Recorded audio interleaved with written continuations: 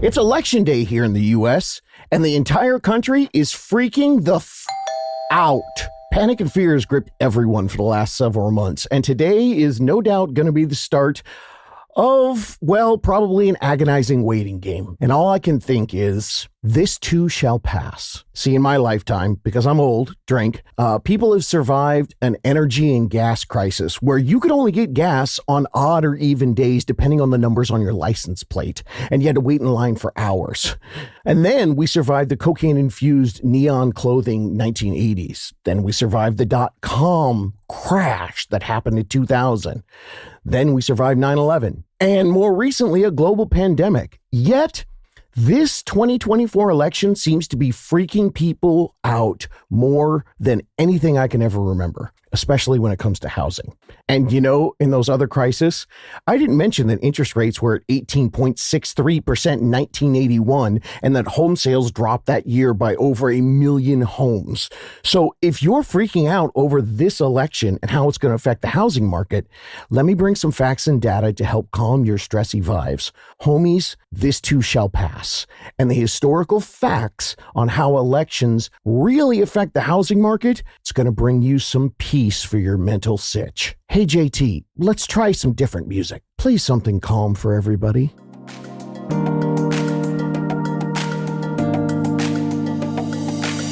Hello, homies. What's happening with your aura right now?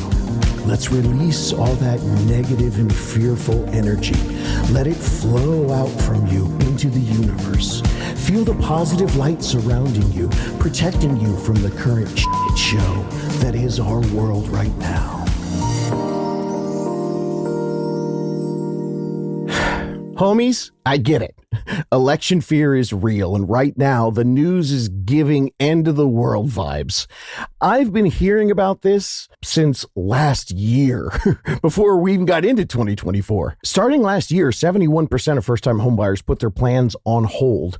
And according to a survey that just came out from Redfin, right now, 23% of ready, able, and good-to-go first-time homebuyers, all set. 23% of them have halted their buying plans until after the election. Bro, chica, peeps, I hear this every 4 years, and not one time in 18 and a half years has playing the wait and see till after the election game. Never has that angle ever helped a first-time homebuyer get a better deal after the election. For reals. Never, ever, ever. Not once.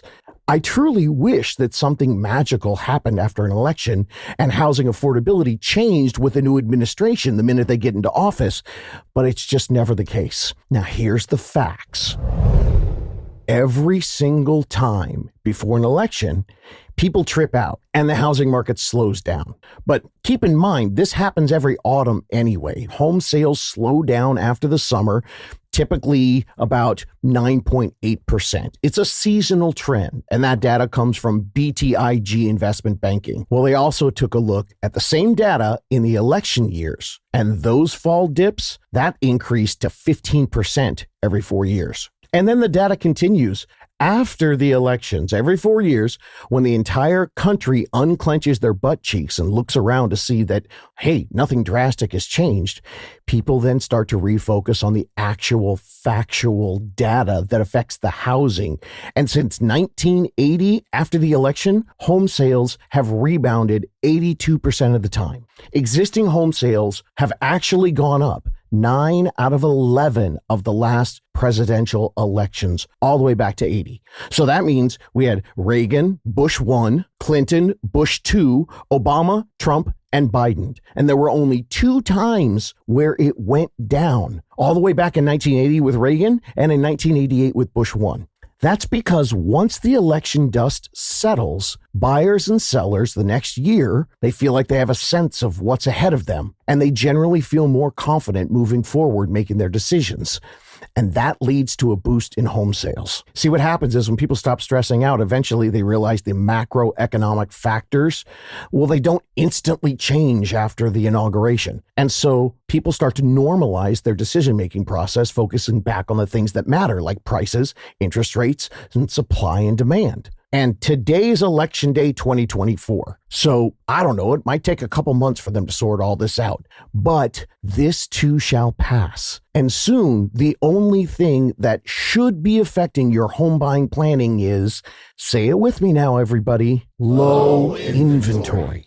And neither candidate's promises to fix housing is going to correct the inventory problem in the next 2, 3, or 4 years. So it doesn't matter who gets in.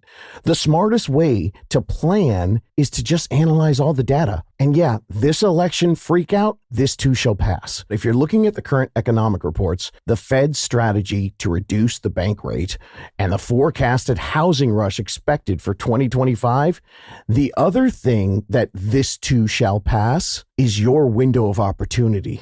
Okay, quick side note. This is where the haters drop in the comments that I'm just another realtor saying that the best time to buy a home is always now, thinking that I'm doing that somehow to line my pockets. Homies, you know I'm on your side. And I really wish I could tell you that a crash was coming and you'd be able to score a dope home for 20 or 30% off of today's prices. But the data don't lie, and that's not happening. But you know me, I'm always bringing the positive. I have some really cool data I'm going to share with you about how people are getting affordable deals, even in this bonkers 2024 market. So hang on for that. First, I'm going to give you some more data to digest. Most economists have been spending the last 3 months poring over everything with the economy, including the candidates' proposals. But mostly because they realize that it doesn't matter, they've been looking at the general direction of our current economy, and this is the general consensus that they've reached. This year in 2024, they're estimating we're going to finish around 4.2, 4.3, 4.4 million homes sold. But their projections for next year are somewhere between 5.2 and 5.5 million total sales. And why do they do that? Yeah, it has a little bit to do with the history after an election, but mostly it's based on the current data they're looking at right now, because when they look at that historical data, they realize that the election doesn't really matter. It's mostly based on the current unemployment rate, the jobs numbers, the inflation slowing, and the Fed's anticipated rate cuts, which already started in September. And if you're wondering about how mortgage rates get affected by elections, well, historically in an election year, from July to November leading up, rates have decreased 72% of the time. And that happened a little bit this year too, though we just hit an uptick last week, and we're seeing interest rates close to 7% right now in the beginning of November.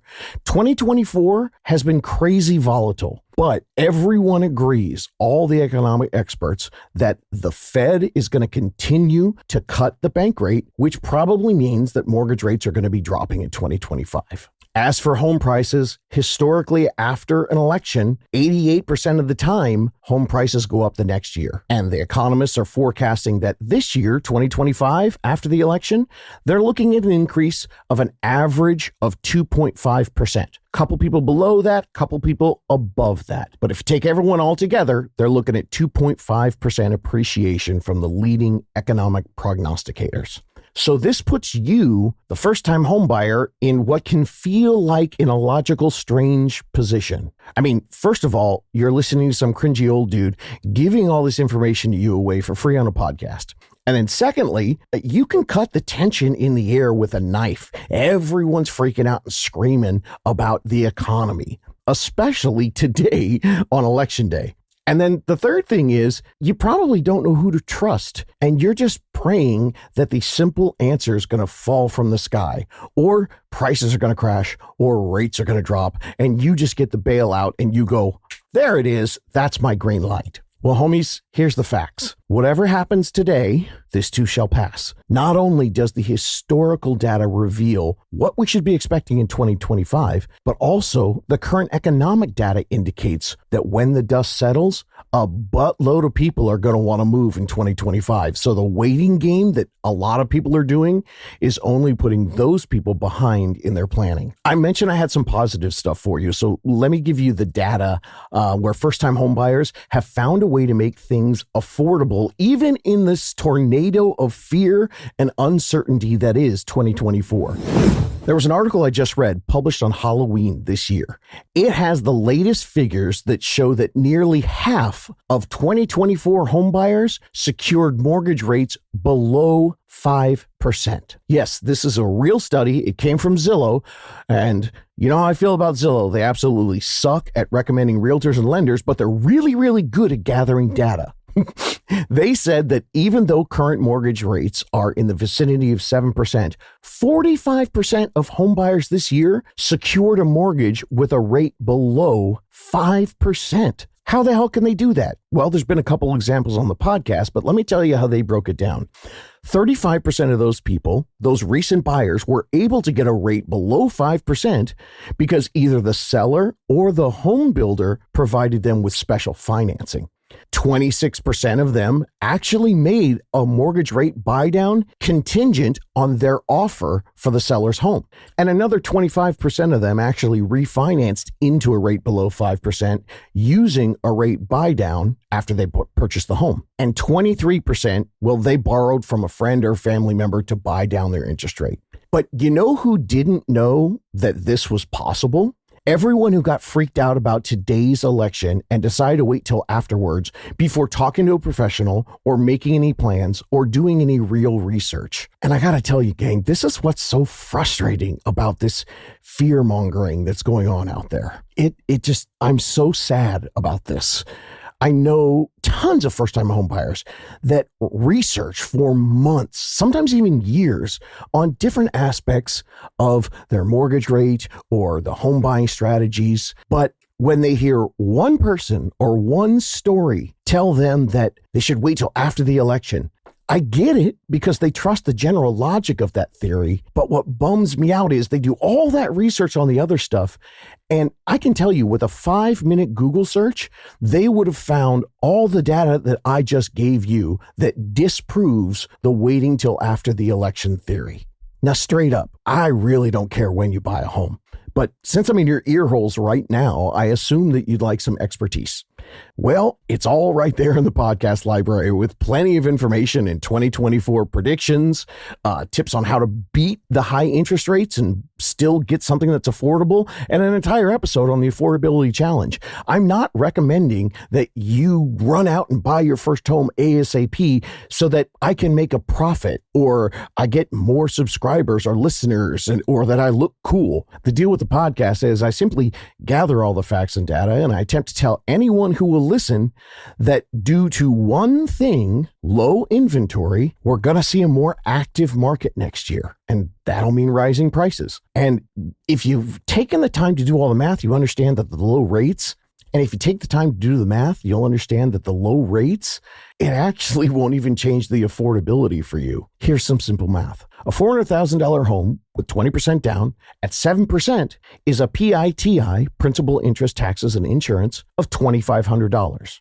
Now, a $450,000 home with 20% down at a 6% mortgage rate, that PITI is $2,520. So if the prices go up and the rates go down, it's a wash. But remember what I told you guys. Why settle for 7% just because you see that's the rate that's on the news? Remember, 45% of home buyers, they got an interest rate under 5% this year. One of the reasons why they got that big reduction in 2024 is actually because of the fear and the uncertainty and the election freak out, because that kept away the gigantic pent-up buyer demand. So the sellers and the builders, well, they were getting a little stressy. They needed to pay out to get those rate buy downs so they could get their inventory sold. The window is going to be closing on that in 2025. I think pretty much as soon as the snow melts, the crowds are going to come out probably in March, and then we'll enter into more of a seller's market. I was shaving today and I heard a great podcast. It's really good. I've just found it about a month ago. It's two killer real estate pros. They are spot on. They're transparent, and you're going to understand why I like them because they have a super cool mission to provide information on how real estate agents can step up their game. God, I love that. Let's raise the bar, everybody. They're educators trying to get people to know what's happening. And on their site, right next to their logo, it says this: work hard, be nice. I'm right in line with these dudes. They said that right now, here, election day, we're actually kind of in a secret buyer's market for a little bit. Now, they didn't even specifically mention the 45% of the people who bought under 5%, but they actually had tons of other examples of homes that just were sitting a little bit longer. The days on market getting a little bit longer. The sellers getting a little more anxious about selling their home because they thought it was going to sell in 6 hours like the one did down the street. So the stories they told were that the sellers were being more willing to make concessions, not only in the purchase price or the credits that they're going to give to you, but also with the repairs from the inspection as well. And they also talked on their show about how sellers are realizing this, and some of them are putting a little more love when they're getting the homes ready for sale, realizing that right now in this kind of slow period, sort of secret buyer's market, well, you can't put a dump on the market and expect multiple offers in the first weekend. And here's the great tip for you. Now that today, election day, is happening, we all know that this isn't going to get settled anytime quickly, which means you have an opportunity to get in on this mini buyer's market while the rest of the world has no clue what's happening. And most importantly, they're sitting on their hands waiting to see what's going to happen. All right, gang, here's your motto for the next couple weeks. Forget the fear, focus on the facts, forsooth facts forecast nonfiction futures. Do you see the idiotic lengths that I often need to go to just to get a point across? I mean, fat alliteration to try to let you see the facts. Simply put, with the low inventory and the expected uptick in 2025, the longer you wait, well, the less that you're actually going to gain in your long-term wealth. By creating a rent replacement strategy with all the available options, that's one of the only ways to get into this unaffordable housing market. And once you get in, the longer that you're a homeowner, the more wealth that you gain. It's that simple. So armed with this knowledge, you have about a 3 or 4 month period to jump in, because everyone else, they're still going to be sitting and waiting to see how this all shakes out. But you have the historical data on your side as well as the current market data. You have the insight and the tools on how you can use a mortgage rate buy down to get your rate into a number that sounds more like something you like, preferably near that 5 range and maybe even a lot lower. And you have someone in your corner who knows that there's a path for you to make it happen. Not all of you have the same path, and not all of you are going to do it in the same time period, but none of you are going to start your path if you don't start today. You can do this. Looking for more DIY education or your own personal step-by-step guidance through the home buying journey? Since 2019, How to Buy a Home has been the #1 resource for first-time home buyers. So visit howtobuyaHome.com to get started.